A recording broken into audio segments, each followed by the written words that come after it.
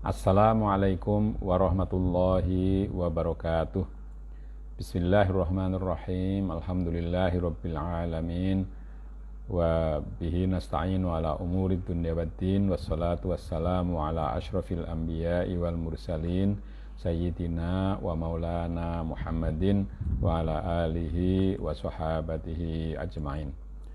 Saudara, marilah kita baca surat Al-Fatihah untuk Kiai Soleh Darat, penulis kitab yang kita pelajari pada malam hari ini. Lahul Fatihah. A'udzubillahi minasyaitonirrajim. Bismillahirrahmanirrahim. Alhamdulillahi rabbil alamin.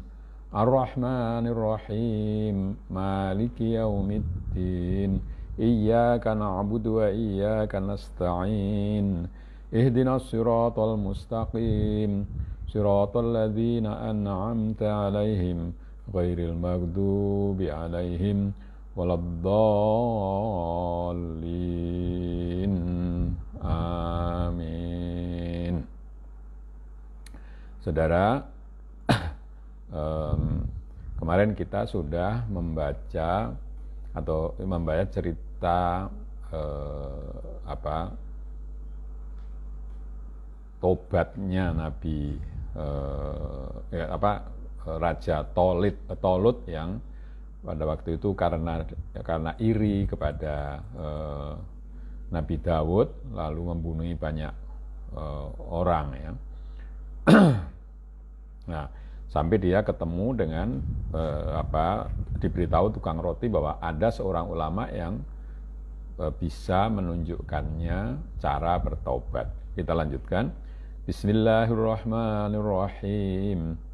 Mongko nuli den gawa marang wong wadon ingkang ngalim abid ingkang duweni ismullahil a'dzam, mongko tatkalane tutuk omahe wadon ngalim mongko matur tukang roti, ya abidah niki Tolut mriki nuwun pitutur punapa waget tobat menapa mboten. Lalu Raja Tolut dibawa ke seorang ulama, seorang alimah, seorang perempuan alim yang ahli beribadah. Lalu tukang roti yang membawanya itu berkata kepadanya, wahai orang yang banyak beribadah, ini adalah Tolut datang ke sini untuk minta nasihat apakah dia bisa bertobat atau tidak. Mongko tatkala ning rungu wadon namane Tolut, mongko tiba wadon hale kelenger ora eling saking wedine den pateni Tolut. Ya, ketika perempuan itu mendengar bahwa yang datang itu adalah Tolut, maka lalu dia jatuh pingsan karena saking takutnya akan dibunuh oleh Tolut itu. Mongko tatkalane wis waras wadon mongko ngendika marang Tolut, ya Tolut, kula jenengan ndika tuduhaken kubure Nabi Samuel. Nah, tapi ketika dia sudah memperoleh kembali kesadarannya, lalu dia berkata kepada Tolut ringkasnya, wahai Tolut, saya bisa menunjukkan cara bertobat, yaitu kalau Tuhan bisa membawaku ke kuburannya Nabi Samuel. Mongko nuli budal Tolut lan wadon marang kubure Samuel. Mongko tatkalane wis tutuk kubure, mongko nuli ndonga wadon kelawan ismullahil a'dzam. Mongko nuli den undang Samuel, ya sahibal kubur kum. Nah, lalu keduanya pergi sampai ke kuburan Nabi Samuel. Dan sampai di situ sang perempuan itu berdoa dengan menyebut Ismullahil A'dzam, nama Allah yang paling agung. Ya, lalu dia menyebut wahai orang yang dikubur di sini, saya minta Tuhan untuk bangkit. Ya, tentang Ismullahil A'dzam itu disebutkan bahwa di antara nama-nama Allah itu ada yang nama yang paling agung, ya, di antara Asmaullahil Husna ada 99 nama yang nama Allah itu terdapat satu nama yang paling agung, paling utama, tapi tidak ada kesepakatan mengenai yang mana itu ya. Jadi itu dirahasiakan seperti kemarin sholat tengah itu juga dirahasiakan yang mana, atau malam Lailatul Qadar itu juga malam yang mana juga dirahasiakan supaya semuanya semuanya dipakai untuk beribadah. Monggo metu Nabi Samuel saking kubur hale ngusapi lebu saking sirahe. Monggo tatkala ningali marang wong telu, monggo ngendika Samuel, ana apa sira, apa jumeneng kiamat. Ya. Maka lalu Nabi Samuel bangkit dari kubur sambil mengusap debu yang ada di kepalanya. Lalu dia ketika melihat 3 orang itu, tukang roti, raja, dan perempuan ahli ibadah tadi, maka lalu dia bertanya, ada apa kau kesini? Apakah ini sudah hari kiamat? Mongko matur wadon boten namung perlu kula gugah jengandika punika Tolut takon marang jengandika punapa kenging tobat menapa boten lan kados pundi pertikele tobate. Ya, perempuan itu menjawab tidak. Tapi kami kesini membangkitkan Tuhan itu hanya untuk bertanya. Tolut ini bertanya apakah dia masih bisa bertobat. Dan kalau dia masih boleh tobat, bagaimana caranya? Monggo ngendika Samuel, ya Tolut, sira sak pungkurku nglakoni apa sira? Lalu Nabi Samuel bertanya kepada Tolut, setelah aku mati, kamu melakukan apa? Monggo matur Tolut, ya Samuel, boten tilar kula sedaya ala kula lakoni sedaya, kula mriki nuwun tobat. Tolut mengatakan setelah Tuhan pergi, maka semua hal yang buruk itu saya lakukan. Tidak ada hal buruk yang tidak aku lakukan. Maka ngendika Samuel, ya Tolut, anakmu piro? Maka matur Tolut, anak kula sedaya 10 jaler sedaya. Lalu ditanya oleh Samuel, Tolut anakmu berapa? Tolut menjawab, anakku 10 laki-laki semua.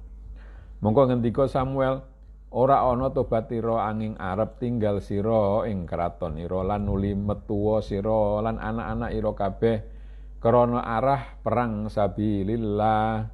Dihenno sira anak ira hingga wis mati anak ira kabeh, nuli sira maju hingga ana sira akhire wong kang mati. Mongko ketrima tobat ira.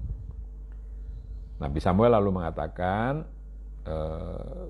cara tobatmu itu adalah kamu harus meninggalkan kekuasaan sebagai raja atau keraton itu ya. Lalu keluar bersama anak-anakmu semua untuk perang di jalan Allah. Dan dahulukan anak-anakmu. Kalau anak-anakmu semuanya sudah terbunuh, maka baru kamu maju, sehingga kamu merupakan orang terakhir yang terbunuh. Mongko nuli tiba Samuel, nah, kalau dengan demikian lalu diterima tobatnya. Mongko nuli tiba Samuel hale mati malih. Mongko nuli bali Tolut hale luwih susah, krana kuwatir yen ora mituruta anake kabeh. Lalu Nabi Samuel kembali mati.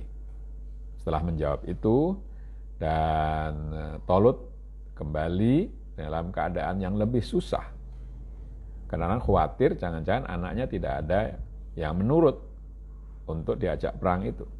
Mongko ora putus-putus Tolut nangis rina wengi hingga runtuh rambute, netrane kabeh kang lan kuru jisime. Maka lalu Tolut itu siang malam menangis sampai semua bulu matanya rontok dan badannya menjadi kurus.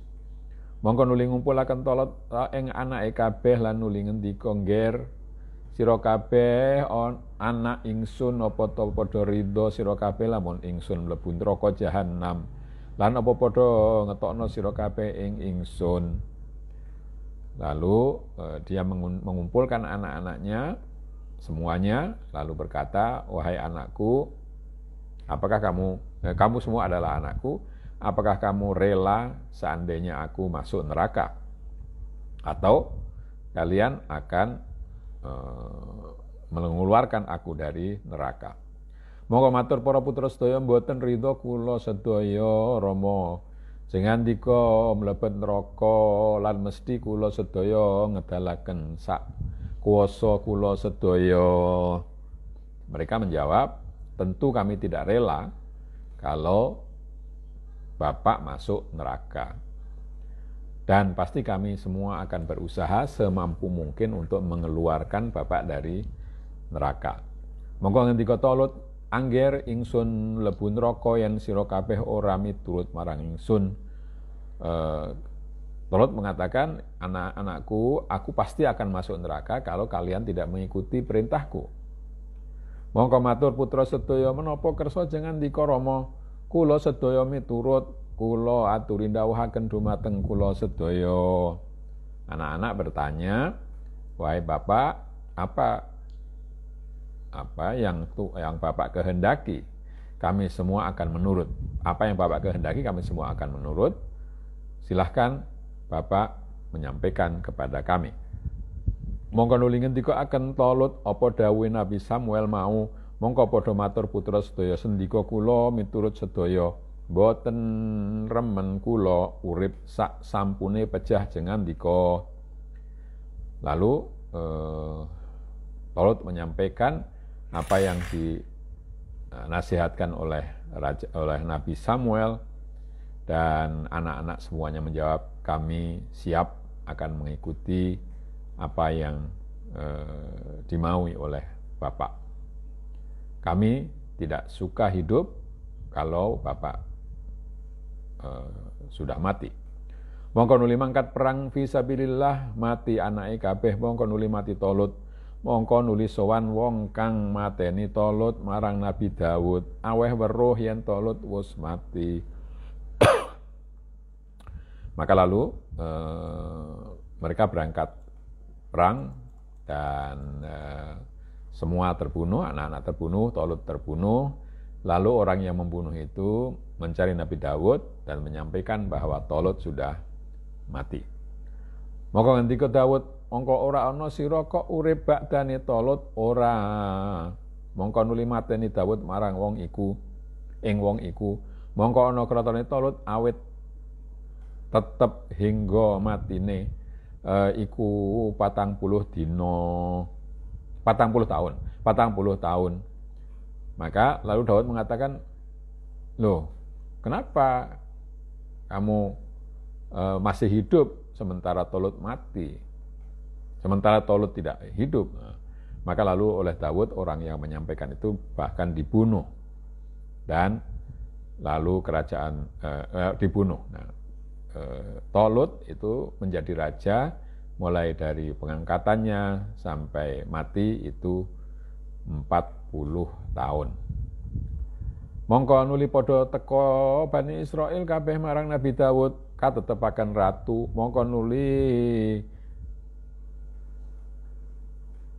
nampakaken kaum kabeh ing khazainu Tolut marang Nabi Daud.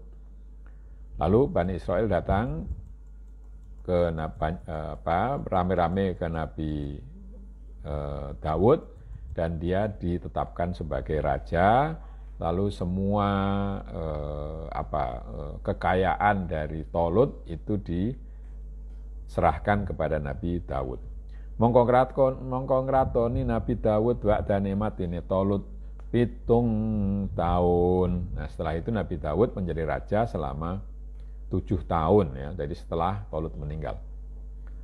Mongko ora ana kumpul ing atase kaum Bani Israil kraton lan nubuat angin Nabi Daud alaihi salam. Wa subhanallahilladzi lan qida alimulkihi wallahu a'lam. Jadi orang yang sekaligus menjadi nabi dan raja di antara Bani Israil itu hanya Nabi Daud saja. Ya, maha suci Allah yang kerajaannya tidak pernah habis, tidak pernah terhenti. Allah maha tahu. Itulah tadi cerita tentang Nabi Daud dan Tolut ya. Tolut, Nabi Daud yang ceritanya mulanya diawali dengan ketragisan, lalu kemuliaan, diakhiri dengan ketragisan lagi untuk Tolut itu. Wa qauluhu atallahul mulka wal hikmata wa 'allamahu mimma yasha. Artine wus paring Allah Subhanahu wa taala ing Nabi Daud keparingan kraton lan keparingan nubuwah lan den wuruki ngelmune nyambut gawe kasab. Maksud dari ayat dan Allah memberikan kepada Nabi Daud itu kerajaan, kebijaksanaan, dan mengajarinya apa yang dia kehendakinya. Maksudnya adalah bahwa Allah Subhanahu wa taala telah memberikan kepada Nabi Daud kerajaan dan kemampuan dan kenabian serta diberitahu cara bekerja mencari nafkah. Lan ono Nabi Daud ora mangan angin kelawan kasabe dhewe. Lan ono kasabe iku gawe klambi rantai besi piranti perang. Nabi Daud itu tidak pernah makan kecuali dari hasil pekerjaan tangannya sendiri. Nah, pekerjaannya apa? Pekerjaannya adalah membuat baju rantai dari besi untuk perang, ya, baju zirah, jadi zirah, ya, jadi rantai yang disusun menjadi baju. Mongko nuli den dol lan keparingan ngerti pangucape manuk lan keparingan swara bagus lan keparingan rantai besi, tetapi rupane nur gumantung ing ana ing dalem masjide piranti hukumah. Yen goroh mongko ora bisa ngepok, yen teman-teman mongko bisa ngepok kumpul. Juga Nabi Daud itu diberi tadi bisa membuat baju besi lalu dijual. Dan juga Nabi Daud mengerti ucapan burung serta suaranya bagus, suara Nabi Daud itu. Juga dia diberi rantai besi, tetapi wujudnya adalah cahaya yang tergantung di masjidnya untuk memberikan keputusan untuk memberikan keputusan mengenai orang yang mengadukan perkara, ya. Kalau orang yang mengadukan perkara itu dusta, maka dia tidak bisa menyentuhnya. Tetapi kalau kalau dia tidak berdusta, maka dia bisa menyentuh rantai itu. Wa qauluhu walau ladafullahu nasa ba'dhum bi ba'dil fasadatil ard. Artine lamun ora nolak Allah Subhanahu wa taala ing menungso kabeh ing setengah menungso kabeh kelawan sabab menungso mukmin. Mongko yekti rusak bumi kabeh lan yekti ora padha ngombe kafir kabeh. Maksud dari potongan ayat, kalau bukan karena Allah menolak sebagian manusia dengan sebagian yang lain, maka bumi ini akan rusak. Adalah kalau Allah tidak menolak, maksud dari ayat itu adalah kalau Allah tidak menolak manusia semua sebagiannya dengan yang lain, dengan orang mukmin, maka pasti bumi ini akan rusak dan pasti orang kafir pun tidak akan bisa minum. Qala sallallahu alaihi wasallam innallaha la yadfa'u bil mu'mini sholihi an mi'ati ahli baitin min jiranihi al bala. Sesungguhnya Allah menolak bencana dengan adanya orang soleh, ya, atau mungkin terjemahan bebasnya begini, Allah akan menolak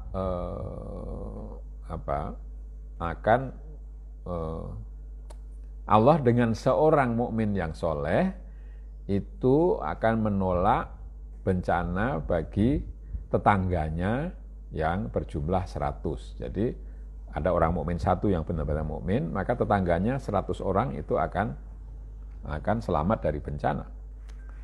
Ya, tentu ini tidak bisa dipahami secara harfiah ya. Tsumma qara'a Ibnu Umar walau ladahullahin nasa ba'dahum bi ba'dil lafasadatil ard walakinnallaha dzu fadrin 'alal 'alamin. Kemudian mendengar kata-kata Nabi itu, lalu Ibnu Umar, Abdullah bin Umar menjelaskan dengan ayat, kalau Allah tidak menolak sebagian orang dengan sebagian yang lain, maka pasti bumi ini akan rusak. Tetapi Allah mempunyai anugerah yang bisa diberikan atas orang lain, orang alam semua. Maksudnya pasti akan ada orang-orang yang karenanya Allah itu menjaga keselamatan bumi. Ya. Itu dzu fadlin 'alal alamin, itu maksudnya adalah pasti Allah akan menyelamatkan orang-orang semua ya, para penghuni bumi dengan adanya orang-orang yang mukmin tadi. Makna al-isyari, setuhune jihad akbar lan iya iku merangi jalutu nafsi al-ammarah, iku ora kuat lan ora bisa menang yen kelawan kuwate dhewe. Angin bisane menang mongko arep ngedhahiraken sekabehane kuat lan kudrat kelawan billahi azza wa jalla sertane ngucap Rabbana afrigh alaina sabra wa tsabbit aqdamana. Sesungguhnya jihad akbar yaitu memerangi nafsu amarah yang dilambangkan dengan jalut, itu tidak orang tidak bisa melakukannya dan tidak akan bisa menang kecuali dengan kalau tidak bisa menang dengan kekuatannya sendiri. Dia bisa menang jika melahirkan semua kekuatan dan kodratnya, kemampuan kekuatan dan kekuatannya dengan Allah Azza wa Jalla. Jadi dengan bersandar kepada Allah Azza wa Jalla. Dengan mengucap Rabbana, wahai Tuhan kami, curahkanlah kepada kami kesabaran serta teguhkanlah kedudukan kami atau akdam. Akdam itu telapak kaki ya. Tetapkanlah telapak kaki, maksudnya supaya berdiri bisa tegak. Artine nuwun pitulung bisane sabar nglakoni perintah lan sabar ngedoi cegah lan sabar nrimo nalikane ana syiddatul bala lan tekane qada.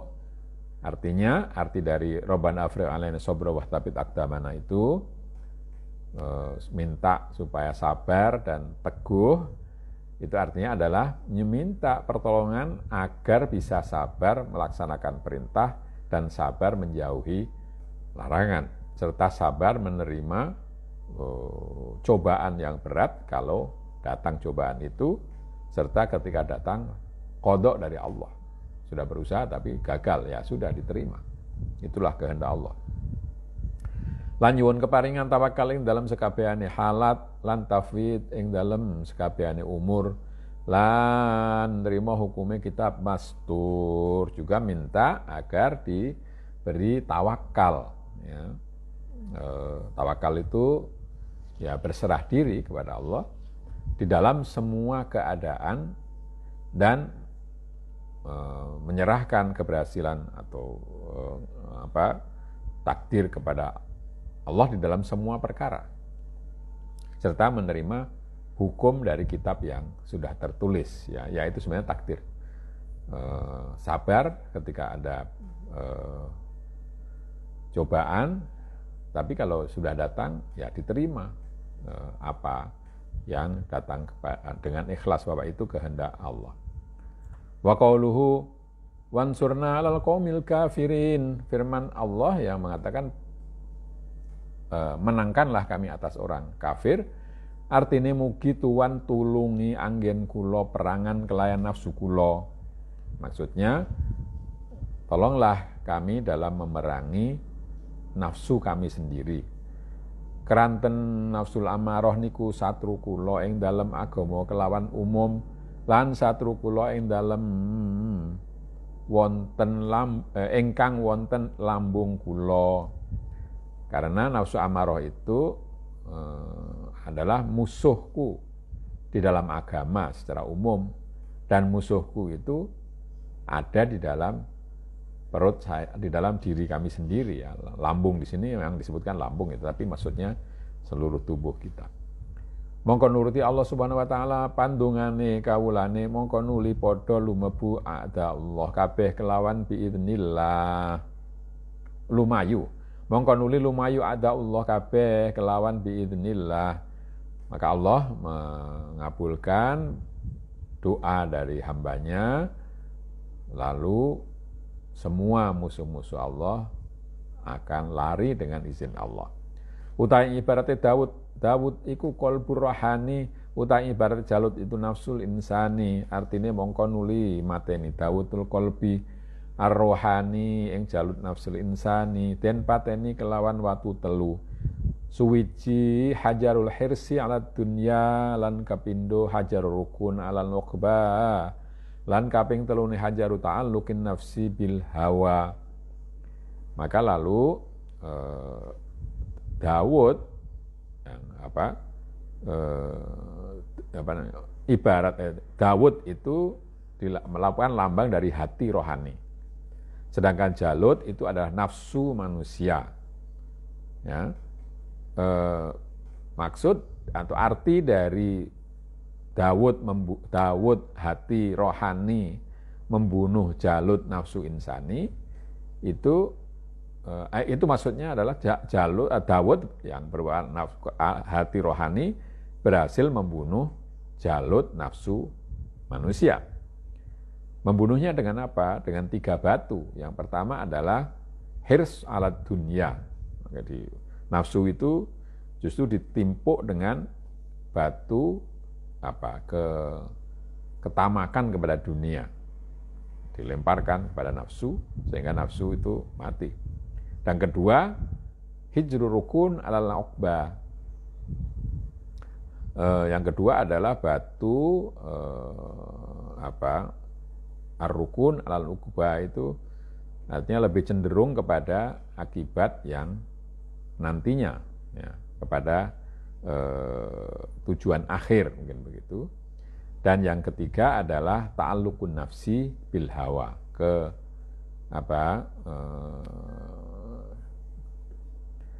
bergantungnya nafsu dengan hawa. Jadi nafsu itu dibunuh dengan sifat-sifat nafsu yang 3 tadi ya. Cenderung kepada dunia, lalu berharap kepada yang akhir, dan keterikatan nafsu dengan hawa. Ya. Mongko nuli den dadekaken kumpul Daud sawiji ing dalam bandil, ketiganya dikumpulkan oleh Daud di dalam katapel, lan iya iku gumantung lan noleh marang liyane Allah. Ya. Bandil katapel itu dikumpulkan jadi satu, yaitu yang menyatukan itu adalah bergantung dan berpaling kepada yang selain Allah. Mongko den selehaken ing dalem mikla taslim waridho, maka lalu itu ditaruh di dalam alat lontar yang berupa menyerah diri dan ridho. Mongko nuli trimo tampa Jaludun nafsi lan nuli mati sifate Jalut nafs, milu mebu balane Jalut, lan iya iku setanur rajim. Jadi itu tadi kan lalu dilempar gitu, lalu Jalut nafsu mati, sifat-sifat Jalut nafsu juga mati, termasuk bala tentaranya Jalut yaitu setan. Mongko nuli paring Allah Subhanahu wa taala ing Dawudul qalbi rohani keparingan keraton khilafah lan hikmatul ilhamatir rabbaniyah, lan nuli keparingan ilmu haqaiqil Quran. Maka lalu Daud itu mendapatkan kerajaan yang berupa khilafah, wakil dari Allah, dan kebijakan ilham dari Allah, lalu diberi ilmu hakikatul Quran, ilmu hakikat dari kitab suci atau Al-Quran. Wa qauluhu walaula daf'ullahin nasa ba'dhum bi ba'dil fasadatil ard. Ini firman Allah, kalau bukan karena Allah menolak sebagian manusia dengan sebagian yang lain, maka bumi akan rusak. Mana isarinya adalah lamun to ora ono pituduhe ba'dul mursyidin alwasliyin marang ba'dul muridin, mongko yakti rusak asal kedadeane menungso. Krana menungso kabeh asale bagus, walaqad khalaqnahu fi ahsani taqwim, lan asale krana arah ngambah siratal mustaqim, lam mlebu ing dalem jannatun naim. Mungkin asli mungkin itu. Kalau bukan karena petunjuk guru yang mursyid, guru yang pandai mengarahkan dan yang sudah punya pengalaman bertemu dengan Allah kepada murid-murid, maka murid itu, asal kedadian manusia dari murid itu akan rusak. Jadi dalam mengikuti jalan tasawuf itu diperlukan seorang guru, kalau tidak Anda bisa sesat. Karena manusia itu sebenarnya asalnya bagus, dan diciptakan laqad khalaqnal insana fi ahsani taqwim, manusia itu kami ciptakan dalam bentuk yang sebaik-baiknya, dalam postur yang sebaik-baiknya, dan asli karena dia dengan bentuk yang bagus itu akan melewati jalan yang lurus dan masuk ke dalam Jannatun Naim. Tetapi itu perlu petunjuk. Kalau tidak ada petunjuk, maka bentuk yang bagus itu akan menjadi rusak karena salah jalan. Lantat kalane ngrusak jalutun nafsi ing qalbul insani, lan ngrusak negarane arwahur rabbani kelawan den owai sifate, mongko dadi balik kelakuane insan kaya sifate an'am lan bahaim. Ketika jalut nafsu itu merusak hati manusia dan merusak roh yang bersifat ilahiyah dengan diubah sifatnya, maka manusia itu berubah menjadi seperti binatang ternak. Mongko dadi mlebu finaril jahim, iku kabeh sebab miturut jalutun nafsi. Maka lalu masuk ke dalam neraka jahim karena mengikuti nafsu yang dilambangkan dengan jalut itu. Walakinnallaha dzul fadlin 'alal alamin. Tapi Allah mempunyai fadl, mempunyai anugerah yang besar kepada semua alam atau semua manusia. Maksudnya artine setengah saking fadole Allah ing atase kawulane iku mongko kersa paring pituduh marang ba'dil mursyidin supaya nuduhaken marang ba'dil muridin, mongko padha miturut muridin kabeh kelawan pituduhe mursyidin. Dzalika fadlullahi 'alan nas. Di antara bentuk anugerah Allah itu adalah bahwa Dia Allah mau memberikan petunjuk kepada guru-guru mursyid supaya menunjukkan kepada murid, ya, sehingga murid itu